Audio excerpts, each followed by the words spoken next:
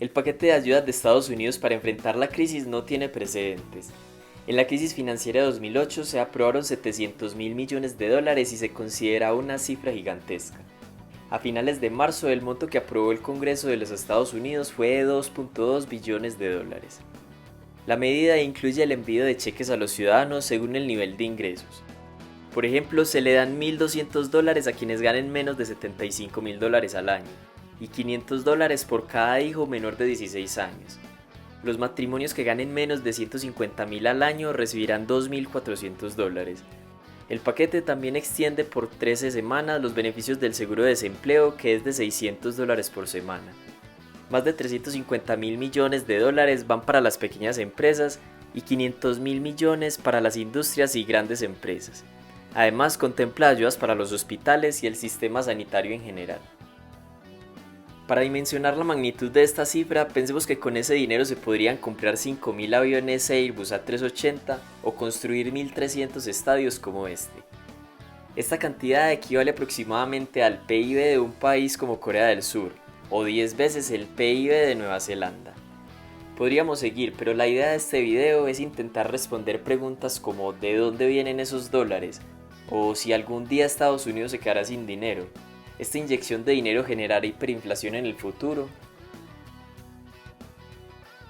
Para responder a la primera pregunta hay que tener en cuenta que Estados Unidos ya ha tenido un déficit fiscal de alrededor del 5% del PIB. Por eso la vía que utilizó el gobierno para obtener este dinero fue la deuda. Hay básicamente dos formas de obtener esa deuda. Una viene de los dólares que ya circulan en la economía y la otra es por medio de la máquina de crear dinero. En la primera forma simplemente el gobierno presta dinero en el mercado, es decir, emite bonos de deuda, los inversionistas compran esos bonos y a cambio reciben unos intereses periódicos. Pero ¿por qué los inversionistas siguen prestando dinero a Estados Unidos en momentos de incertidumbre? Porque todavía, incluso en tiempos de crisis, prestarle dinero a Estados Unidos es considerada una de las inversiones más seguras que se puede hacer. El mercado está prestando dinero a Estados Unidos a tasas de menos del 1% por año. Esto significa que confía mucho que el país les va a devolver su dinero en unos años. De otra manera, si estuvieran preocupados, la tasa de interés sería mayor. Es todo lo contrario a lo que pasa con Argentina o Grecia. Las tasas de interés para estos países es mucho más alta porque el mercado no tiene completa seguridad si en el futuro les pagarán la deuda. La confianza de los inversionistas se basa también en el hecho de que la Fed, el Banco Central de los Estados Unidos, anunció que iba a prestarle dinero al gobierno sin límite alguno. ¿Y de dónde obtiene el dinero la Fed? Pues básicamente crea nuevo dinero. Lo que hace la Fed es comprar bonos de deuda del gobierno, y necesita hacerlo también con el objetivo de mantener bajas las tasas de interés. Cuando hay más dólares circulando, menor es su precio, y el precio del dinero es la tasa de interés.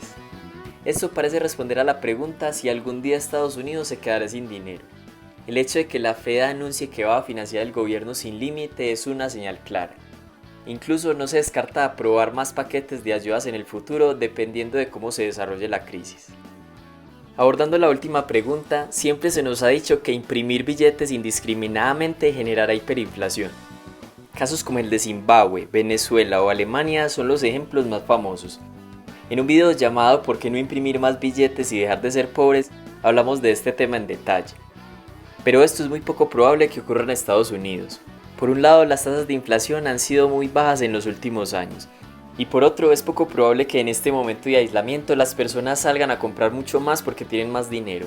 Si acaso, los estadounidenses estarán pensando en comprar comida, pagar sus deudas o la renta.